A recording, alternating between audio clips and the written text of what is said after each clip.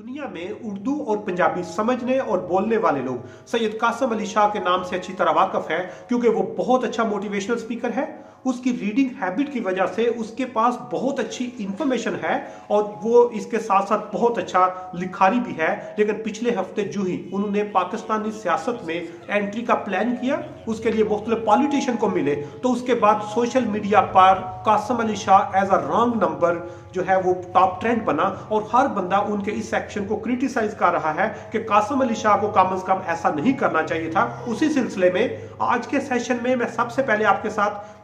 Compare करूंगा कि सैयद कासिम अली शाह और डॉक्टर आमर लियाकत में कौन सी चीजें कॉमन हैं। दूसरे नंबर पर यह डिस्कस करूंगा आपके साथ कि क्या कासिम अली शाह को पाकिस्तान की पॉलिटिक्स में एंटर होना चाहिए या नहीं, और तीसरे नंबर पर बात करेंगे कि कासिम अली शाह के इस एक्शन की वजह से या कासिम अली शाह की इस इंटरेस्ट में हर बंदे के लिए एक बहुत बड़ा सबक है और उस सबक को आज के सेशन में हम डिस्कस करेंगे। पहले नंबर पर कासिम अली शाह पर बात करने से पहले यह बताना बहुत जरूरी है कि पाकिस्तान में डॉक्टर आमर लियाकत जो है ये आलम ऑनलाइन बहुत अच्छा प्रोग्राम करते थे। इसके अलावा इन्होंने बहुत सारे प्रोग्राम होस्ट भी किए जिससे पूरे पाकिस्तान के अलावा उर्दू बोलने वाला हर बंदा उसको पसंद करता था, क्योंकि उसकी कम्युनिकेशन बहुत अच्छी थी, उसका कम्युनिकेशन का स्टाइल बहुत अच्छा था, उसके पास इंफॉर्मेशन बहुत अच्छी थी और वो लोगों के दिलों में उतरने का हुनर जानता था। और जिस वक्त उसकी रेप्यूट बेहतर हुई तो उसने पाकिस्तानी सियासत ज्वाइन करने का फैसला किया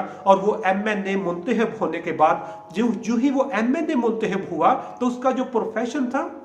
उसकी जो कम्युनिकेशन थी, उसका जो प्रोग्राम होस्ट करना था, उसका जो आलम ऑनलाइन के अलावा बाकी जो एक्टिविटी थी वो डिम हो गई और उसने पॉलिटिक्स में आकर जो ही पॉलिटिक्स में एंट्री हुई तो उनको लोटे के नाम से भी मुखातब किया गया,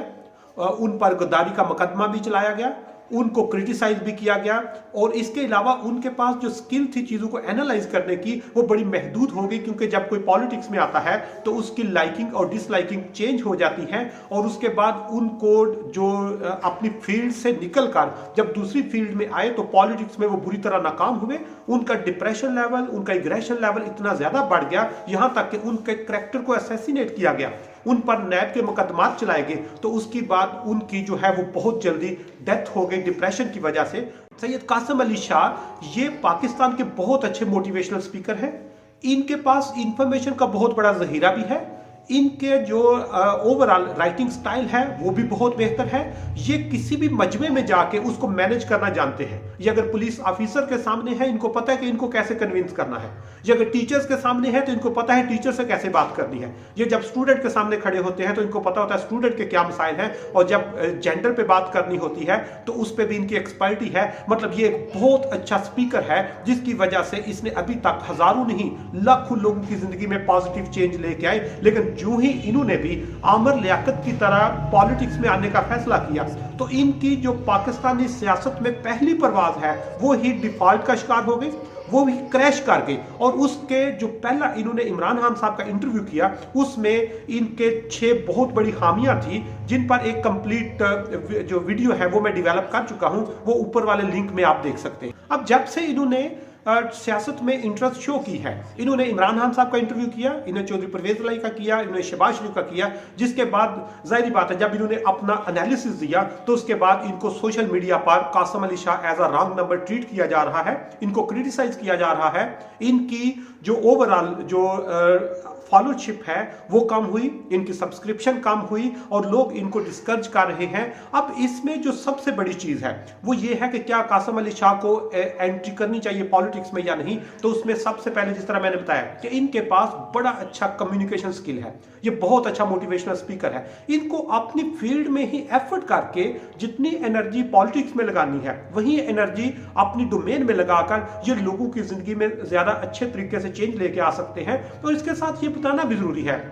कि जब कोई इस तरह का टेक्निकल बंदा, एक्सपर्ट बंदा पॉलिटिक्स में आता है तो वो उस तरह परफॉर्म नहीं कर पाता, क्योंकि पॉलिटिक्स की एक बहुत बड़ी खामी है कि जो बंदा जिस पार्टी के साथ होता है उसको वो पार्टी अच्छी लगती है, उसका हर एक्शन अच्छा लगता है और उस पार्टी की कोई भी हामी हो वो उसको हामी नहीं कह सकता और अपोजिशन की कोई भी खूबी को ये खूबी नहीं कह सकता, इसलिए उसको थोड़ा सा कंप्रोमाइज करना पड़ता है। तो जब कासिम अली शाह अपनी फील्ड में रह के एफिशिएंटली काम करके लोगों की जिंदगी में ज्यादा बेहतर तब्दीली ला सकते हैं, यूथ में कंट्रीब्यूट कर सकते हैं, पाकिस्तान की सोसाइटी में कंट्रीब्यूट कर सकते हैं, तो उनको यकीनन जो पॉलिटिक्स है ये एक डिफरेंट टाइप की गेम है, उसमें नहीं आना चाहिए। और आखिर में जिस तरह मैंने बताया कि कासिम अली शाह के जो पॉलिटिक्स में इंटरेस्ट है, या हम डॉक्टर आमर लियाकत की बात करें या इसी तरह अबरारुल हक की बात करें, तो इनमें आम बंदे के लिए इसमें सीखने के लिए एक बहुत बड़ा सबक ये है कि कोई भी बंदा उसमें जो एक्सपर्टी हो, उसके पास जो स्किल हो, उसको जिसके पास टाइप का एक्सपीरियंस हो, जिस तरह की ट्रेनिंग हो, उसमें काम करना चाहिए, ना कि दूसरे की डोमेन में जाके काम करना चाहिए। क्योंकि जिस तरह मैंने बताया, अगर कासिम अली शाह एक अच्छा मोटिवेशनल स्पीकर है, इसको जिस तरह का इन्वायरमेंट, जिस तरह के लोग, जिस तरह की कम्युनिटी, जिस तरह की सोसाइटी में जाके आप खड़ा कर दें, ये वहां पे परफॉर्म करेगा। सिर्फ परफॉर्म नहीं करेगा, वहां पर चेंज लेके आएगा। और सिर्फ चेंज नहीं, वहां पर वो लोगों को कन्विंस करके वो उनको अपनी वो जिस तरह कहते हैं ना कि अपने एक वो ट्रैक है उस पर वो लाने में कामयाब हो सकता है। लेकिन अगर कासिम अली शाह या इस जैसे जो टेक्निकल लोग मुख्तलिफ जगहों पे अपना काम कर रहे हैं, ये जब पॉलिटिक्स में आएंगे तो शायद उतना अच्छा परफॉर्म ना कर सके। और जिस तरह मैंने बताया कि हर बंदे के पास जो टीचर है उसको अच्छी टीचिंग पे फोकस करना चाहिए, ना कि उसको भी पॉलिटिक्स में छलांग मारनी चाहिए। जो अच्छा बिजनेसमैन है उसको बिजनेस पे फोकस करना चाहिए, ना कि दूसरे की डोमेन में जाके काम करना चाहिए। जो मोटिवेशनल स्पीकर है उसको मोटिवेशन पे फोकस करना चाहिए,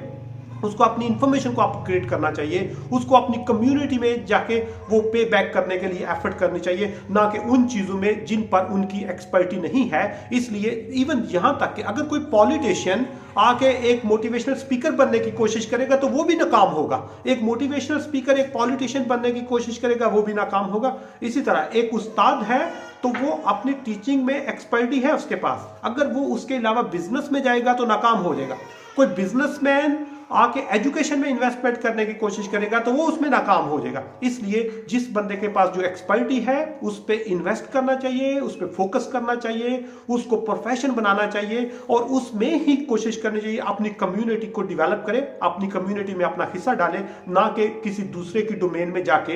हिस्सा ले। क्योंकि अगर इस तरह करेंगे तो यकीनन वही अंजाम होगा जिस तरह का डॉक्टर आमर लियाकत के साथ हुआ, या जो कासिम अली शाह के साथ इस वक्त हमारा सोशल और इलेक्ट्रॉनिक मीडिया कर रहा है। इसलिए हर बंदे को अपनी डोमेन में स्पेशलाइजेशन पे फोकस करना चाहिए।